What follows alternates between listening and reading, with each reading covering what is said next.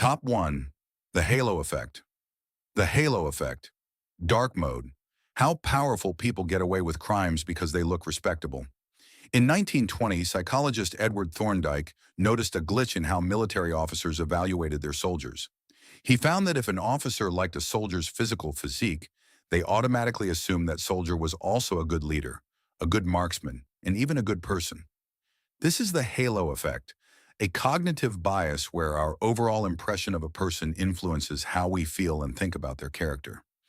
In its dark mode, this bias becomes the ultimate shield for the elite. We are biologically hardwired to associate attractive and symmetrical features with safety and honesty. This is an evolutionary leftover from a time when physical health signaled a lack of parasites. Today, power players use this software bug to commit high-level atrocities under a veil of respectability. Think of the white-collar criminal in a bespoke suit. The suit isn't just clothing, it's a physical patch for the viewer's critical thinking. Forensic data suggests that juries are significantly less likely to convict defendants who are physically attractive or appear to be of a higher class. This is because the brain struggles to hold two conflicting data points. This person looks refined, and this person is a monster. When these points collide, the brain defaults to the halo. The odd why here is terrifying. We don't follow the most competent leaders. We follow the ones who look the most like the archetypes we've been programmed to trust. By curating a respectable aesthetic, power players can bypass your moral firewall entirely. They don't need to be good.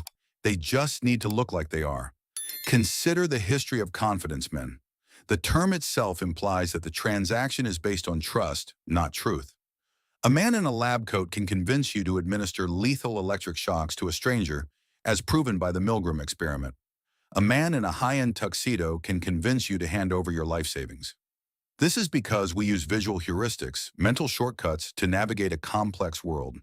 If the brain had to analyze the moral character of every person we met from scratch, we would be paralyzed by the cognitive load. So we outsource our judgment to the halo. The elite understand this better than anyone. They invest heavily in aesthetic capital. They hire stylists, voice coaches, and posture experts, not for vanity, but for immunity. If you look like a god, people will treat your sins as mysterious ways. This dark law operates in every courtroom, every boardroom, and every high-stakes negotiation.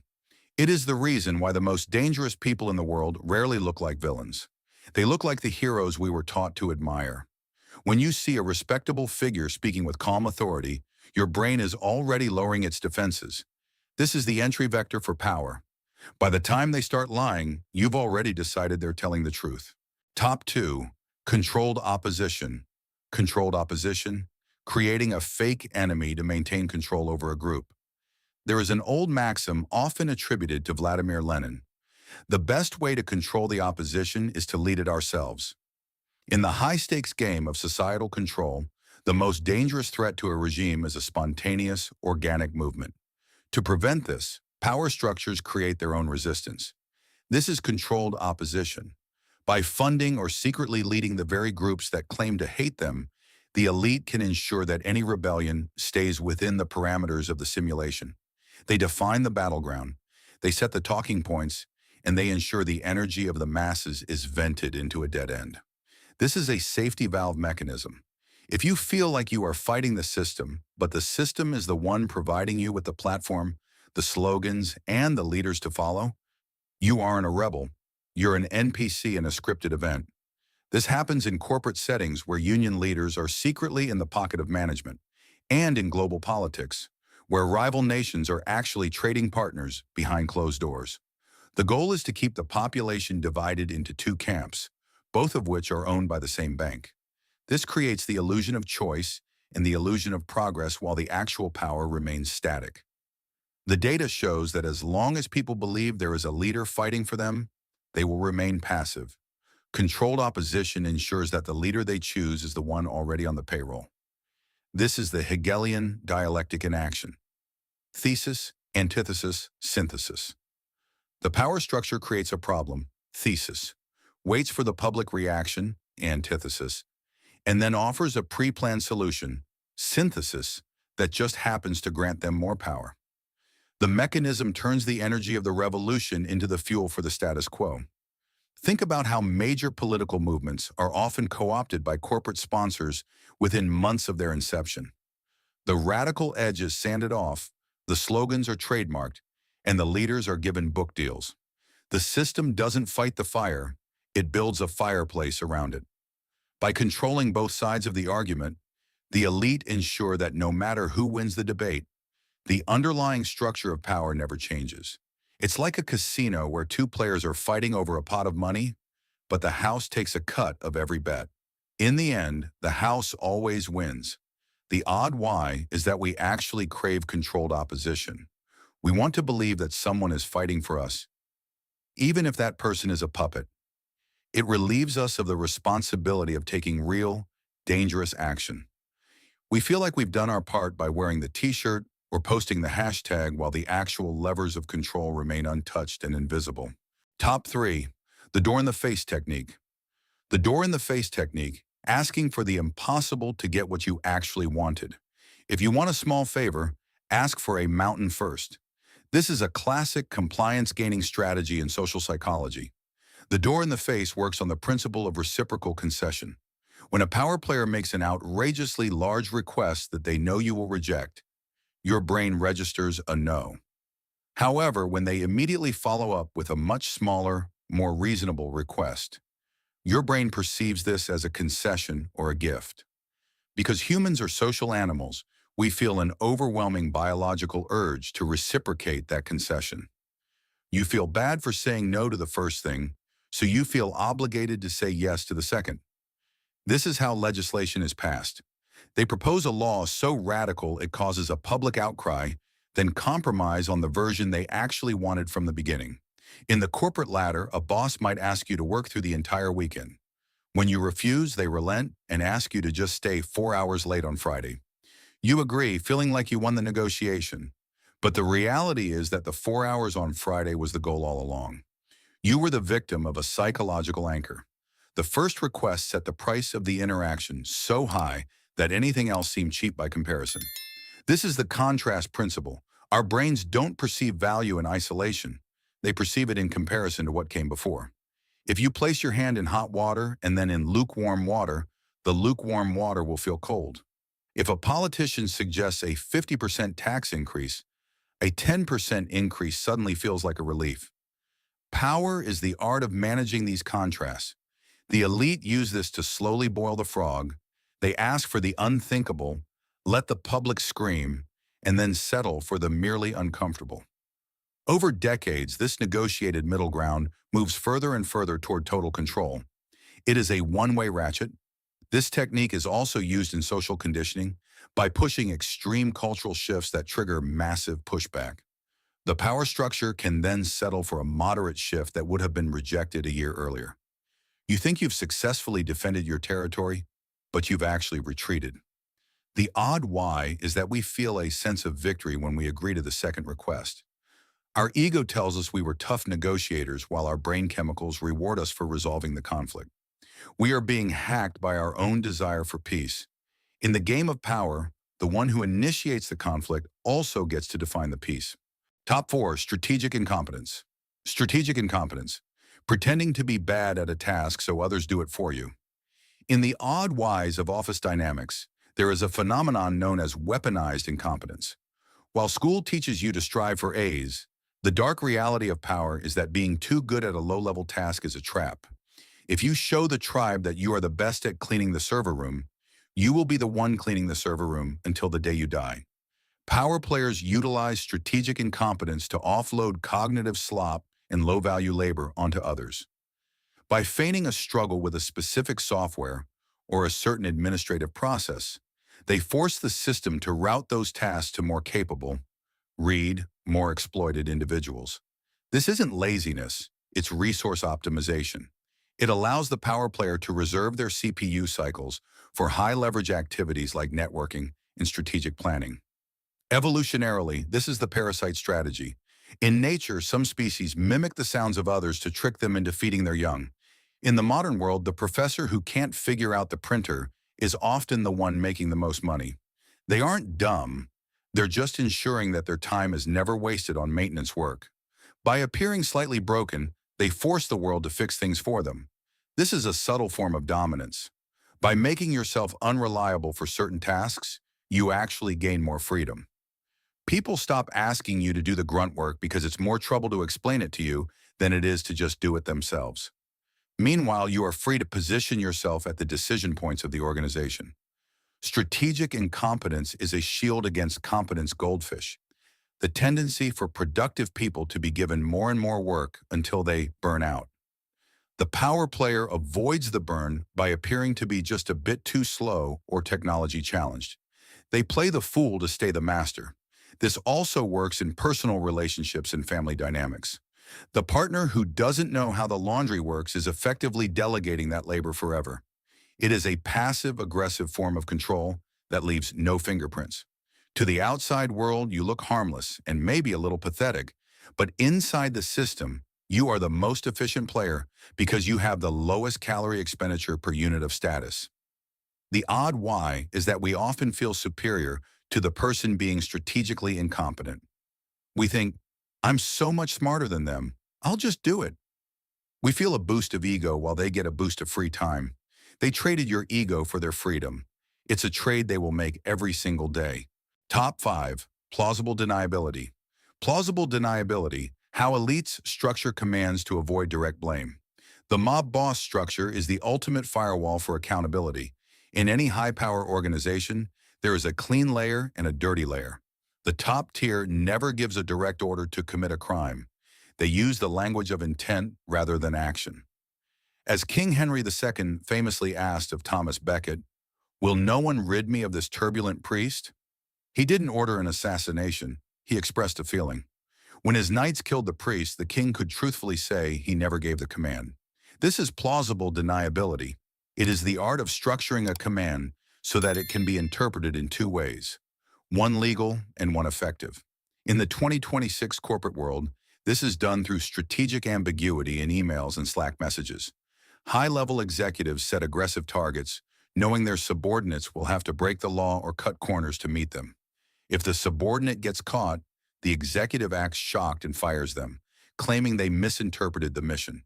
This ensures that the head of the organization is never the one in handcuffs. The odd why is that our legal system is built on direct evidence, but power is built on indirect influence. The most powerful people in the world never actually do anything. They just suggest that things be done. This is the buffer zone theory. Between the decision maker and the act, there must be at least 3 layers of insulation. These layers are usually comprised of people who are ambition blind, people who want to climb the ladder so badly they will interpret a hint as a command. If the operation succeeds, the top tier takes the credit. If it fails, the layers are burned off like reactive armor on a tank. This is how intelligence agencies operate. They don't hire spies, they hire assets who believe they are working for a private company. This way, if the asset is caught, the agency has never heard of them. In the digital age, this has evolved into algorithmic deniability. A platform can accidentally suppress certain information through a glitch in the code. Since the code is too complex for any one human to understand, no one is responsible. The machine did it. This is the ultimate evolution of the dark law, replacing the king with an algorithm that has no soul and can never be cross-examined in court. The people who wrote the algorithm are clean while the results are dirty. By the time you find the source of the command doesn't exist anymore, only the intended outcome. Top 6. The spiral of silence. The spiral of silence. How the majority is silenced by a loud minority. Humans have a biological terror of social isolation. Millions of years ago, being cast out of the tribe meant certain death. This fear is hard-coded into your nervous system as the spiral of silence. It works like this. An individual monitors their environment to see which opinions are gaining ground. If they feel their own opinion is in the minority, they stay silent to avoid social deletion. This creates a feedback loop. Because people are silent, the loud opinion appears to be the consensus, which makes even more people stay silent. Eventually, a small vocal minority can control the behavior of an entire population, even if 90% of that population secretly disagrees. Power players use this to manufacture synthetic consensus. By controlling the loudest channels, the media, the bots, the influencers, they make you feel like the only person in the room who sees the glitch. Once you feel alone, you stop speaking. Once you stop speaking, you stop being a threat. This is why the slop of the internet feels so overwhelming. It is designed to make you feel like a ghost in a machine that has already decided the truth. This is social engineering via exhaustion. If you can make a dissenting opinion feel exhausting to hold, most people will drop it. We have a finite pool of worry. If the system constantly floods the zone with a specific narrative, our brains default to the path of least resistance. To speak up is to incur a social cost. To stay silent is free. Over time, the spiral tightens. The boundaries of what is acceptable to say become smaller and smaller. This isn't just about censorship, it's about self-censorship. The most effective prison is the one where the inmates guard themselves. In the corporate world, this manifests as toxic positivity or corporate alignment. No one wants to be the one to say the project is failing because everyone else is pretending it's a success. The odd why is that we are actually complicit in our own silencing. We value social harmony over objective truth because harmony feels like safety. Power players exploit this by creating a false conflict where truth is framed as aggression. If telling the truth makes you the problem, you will stop telling it. And once the truth is removed from the public square, the only thing left is the script. Top 7 Information Asymmetry. Information asymmetry, the real reason insider trading and closed-door deals win. In school, they tell you that the market is a level playing field. In reality, the field is a vertical cliff, and the people at the top have the ropes. Information asymmetry is the gap between what the inner circle knows and what the public is told. In game theory, whoever has the most data wins 100% of the time. Power is the process of widening this gap. This is why closed-door sessions and private retreats exist. They aren't just for networking, they are for the exchange of non-public material information. When an elite group knows a war is coming before the first shot is fired, they can reposition their assets to profit from the destruction. By the time you read about it in the news, the profit has already been extracted. The odd why here is that transparency is actually a weapon used by the powerful to distract the weak. They give you transparency in low-value data so you don't look for the high-value secrets. The internet was supposed to kill information asymmetry, but instead, it created a data deluge, giving you so much useless info that you can't find the signal. The elite don't hide the truth anymore. They just bury it under a billion bots. Consider the concept of the shadow market. This is where the real value is traded. While the public is obsessed with stock market fluctuations, the elite are trading future promises and political favors. This is information that doesn't exist on a ledger. It exists in the dead space between conversations. If you know that a specific regulation is going to be rolled back in 6 months, you don't need to be a genius investor. You just need to be in the room where the decision was made. This is why the most expensive thing in the world is not gold or oil. It is access. Access to the primary data stream. Everything else is downstream information, meaning it has already been filtered, manipulated, and drained of its profit potential by the time it reaches you. The odd why is that we often believe we are informed because we consume a lot of media. But media consumption is actually the proof that you are on the wrong side of the asymmetry. If it's in the media, it's already dead data. The real power is in the data that hasn't been written down yet. It is the silence before the storm. The elite live in that silence. You live in the noise. Top 8. Reputation management. Reputation management. Why public image is valued higher than actual morality. Niccolo Machiavelli wrote that it is unnecessary for a prince to have all the good qualities, but it is very necessary to appear to have them. In the economy of power, your actual self is a liability, while your public image is a currency. This is reputation management. Power players understand that the human brain doesn't have the bandwidth to know the real you. It only has the bandwidth to know the brand of you. Therefore, they spend 90% of their energy on the brand and 10% on the reality. This is why massive corporations spend millions on Earth Day commercials while their factories pump toxins into the river. The commercial is a psychological patch for the brand. If they can make you associate their logo with a green tree, your brain will struggle to process the data about the river. Morality is expensive and often gets in the way of profit. Reputation, however, is a tool that can be engineered. In 2026, this has evolved into identity laundering, where elites use social justice causes as a moral shield to prevent criticism of their financial exploits. If you attack their greed, they claim you are attacking their values. It is the ultimate "know you" card in the game of social dominance. Think of the philanthropy trap. A billionaire spends 50 years accumulating wealth through ruthless exploitation, then spends the last 10 years giving 5% of it away to build libraries with their name on them. The public remembers the libraries, not the exploitation. This is moral arbitrage. You buy a reputation for cheap and use it to cover a very expensive history of theft. This works because of attribute substitution. The brain takes a complex question, is this person a good person? And replaces it with a simple one. Do I like the things they fund? This is why public relations firms are the high priests of the modern world. They perform the rites of absolution for the powerful.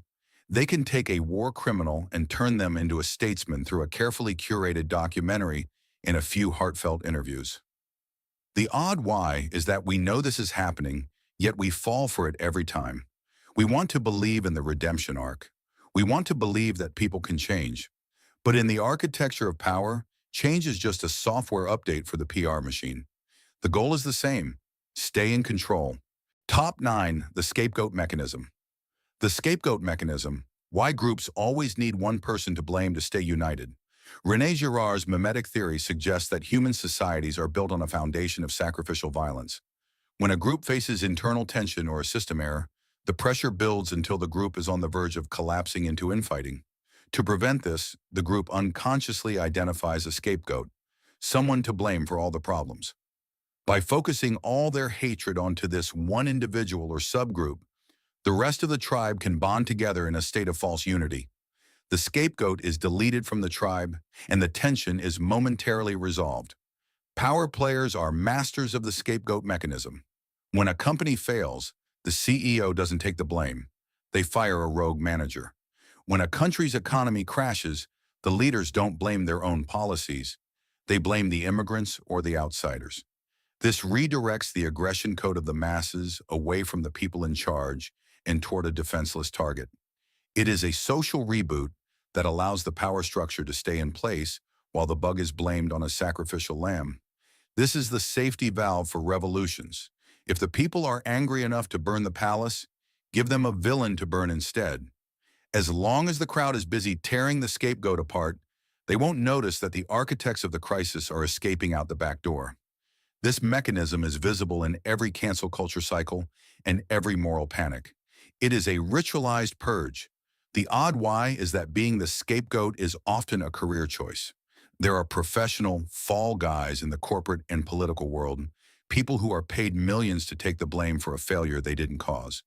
They are the sacrificial assets of the elite. Once they are fired or disgraced, they disappear to a private island with a golden parachute. The public feels a sense of justice was served, the company's stock price stabilizes, and the underlying corruption continues as if nothing happened. Justice in this dark law is just a psychological commodity sold to the masses to keep them quiet. We don't want the truth. We want someone to pay. And as long as someone is paying, we don't care if it's the person who actually owes the debt. Top 10. Machiavellianism. Machiavellianism, the philosophy that the ends justify the means. In modern corporate ladders, the dark triad of personality includes narcissism, psychopathy, and Machiavellianism.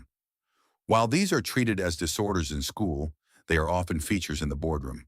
Machiavellianism is the cold, calculated use of others as tools rather than humans.